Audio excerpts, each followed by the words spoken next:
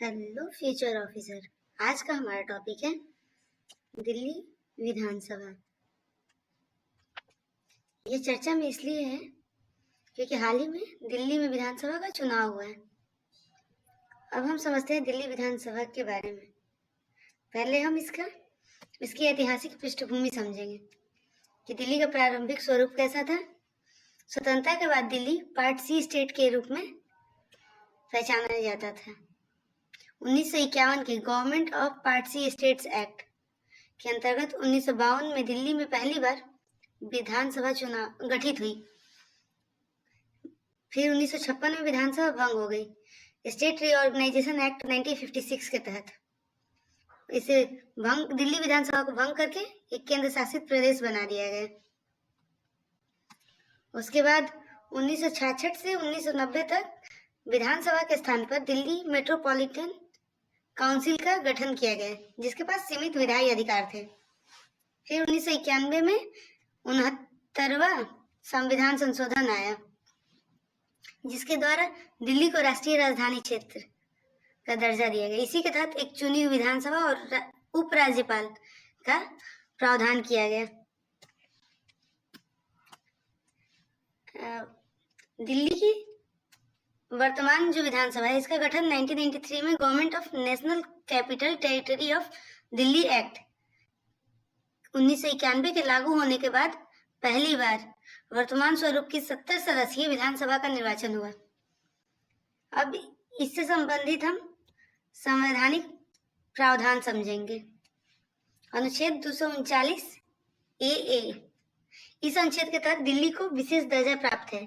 दिल्ली विधानसभा को राज्य सूची और समवर्ती सूची के अधिकांश विषयों पर कानून बनाने का अधिकार है, परंतु पुलिस, भूमि और कानून और व्यवस्था अर्थात पब्लिक ऑर्डर केंद्र के अधिकार क्षेत्र में आते हैं।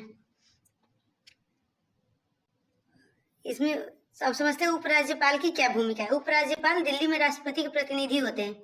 कई मामलों में उन्हें मंत्रिपरिषद की सलाह और सहायता के अनुसार कार्य करना होता है, लेकिन कुछ विशेष परिस्थितियों में विशेषकर भूमि, पुलिस, कानून व्यवस्था इत्यादि से जुड़े मामलों पर उनका अधिकार केंद्र के प्रति उत्तरदायी होता है। अब समझेंगे कि दिल्ली के विधानसभा की संरचना और उसकी कार्यप्रणाली। दिल्ली के सदन की संरचना और कार्यप्रणाली। एक सदनीय व्यवस्था। दिल्ली विधानसभा में कुल 70 सदस्य हैं जिनका निर्वाचन प्रत्यक्ष रूप से 5 वर्ष के लिए किया जाता है। मुख्यमंत्री और मंत्रिपरिषद। सदन में बहुमत पाने वाली पार्टी या गठबंधन का नेता मुख्यमंत्री बनता है। मंत्रिपरिषद मुख्यमंत्री के नेतृत्व में काम करती है जैसा कि सभी जगहों पर होता है। अध्यक्ष और उपाध्यक्ष। विधानसभा के संचालन के लिए अध्यक्ष और उपाध्यक्ष चुने जाते हैं जो सदन की कार्यवाही का संचालन करते हैं। अब समझते हैं दिल्ली विधानसभा की शक्तियां एवं उनकी सीमाएं। विधायी शक्तियां। विधानसभा को उन विषयों पर कानून बनाने का अधिकार है जो राज्य सूची या समवर्ती सूची में आते हैं। हालांकि भूमि, पुलिस एवं कानून व्यवस्था जैसे प्रमुख विषयों पर विधानसभा कानून नहीं बना सकती। कार्यकारी शक्तियों के बारे में। दिल्ली सरकार, मुख्यमंत्री और उनके मंत्रिपरिषद को उन विषयों पर प्रशासनिक अधिकार है जिन पर वह कानून बना सकती है। केंद्र के प्रतिनिधि के रूप में उपराज्यपाल के साथ समन्वय जरूरी होता है। अब समझते हैं इनसे रिलेटेड विवादित विषय क्या है। उपराज्यपाल और दिल्ली सरकार के बीच अधिकारों का टकराव कई बार संवैधानिक एवं न्यायिक व्याख्याओं का विषय रहा है। अब इससे संबंधित हाल के महत्वपूर्ण विवाद और न्यायिक निर्णय समझते हैं। उपराज्यपाल बना मुख्यमंत्री विवाद। कार्यकारी शक्तियों के बंटवारे को लेकर उपराज्यपाल और चुनी हुई सरकार के बीच कई बार टकराव देखा गया है।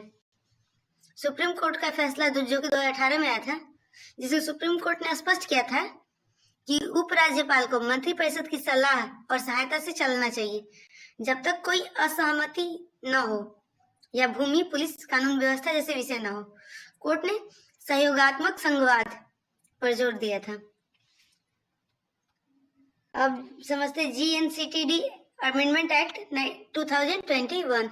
इस अधिनियम ने दिल्ली में सरकार की परिभाषा को उपराज्यपाल के रूप में विनिर्दिष्ट किया, जिससे फिर से विवाद बढ़ा और इसे जनता द्वारा निर्वाचित सरकार के अधिकारों को सीमित करने का प्रयास माना गया। अब इसका महत्व समझते हैं। संविधान का लचीला ढांचा। यह उदाहरण दर्शाता है कि भारत में विभिन्न राज्यों या केंद्र शासित प्रदेशों को संविधान अनुसार कैसे कैसे भिन्न भिन्न व्यवस्थाएं दी गई हैं। संघवाद का व्यवहारिक पहलू। दूसरा इसका महत्व है। दिल्ली विधानसभा के कार्यकारी अधिकारों और केंद्र शासित विषयों के बीच समन्वय संघवाद के व्यवहारिक पक्ष को समझने के लिए महत्वपूर्ण केस स्टडी प्रदान करता है। न्यायिक व्याख्या। समय समय पर सुप्रीम कोर्ट की व्याख्याएं संघीय ढांचे को स्पष्ट करती है और शासन के विभिन्न पहलुओं पर मार्गदर्शन देती है। सिविल सेवकों की भूमिका। दिल्ली में अफसरशाही या नौकरशाही, जिसमें कि IAS, दानिक्स इत्यादि के कार्य निर्वहन और उनकी जवाबदेही का मुद्दा प्रशासनिक दृष्टि से एक महत्वपूर्ण विषय रहा है। अतः दिल्ली विधानसभा का गठन, विकास और इसके कार्यकारी विधायी अधिकार भारत के संघीय ढांचे में एक विशेष स्थान रखते हैं। संघवाद के व्यवहारिक पहलुओं का अध्ययन करते समय दिल्ली का उदाहरण यह दिखाता है कि किस प्रकार संविधान में अलग अलग स्तरों पर शक्तियों का विभाजन किया गया है और कैसे संविधान तथा न्यायपालिका इसके संतुलन को सुनिश्चित करने की कोशिश करती है। धन्यवाद।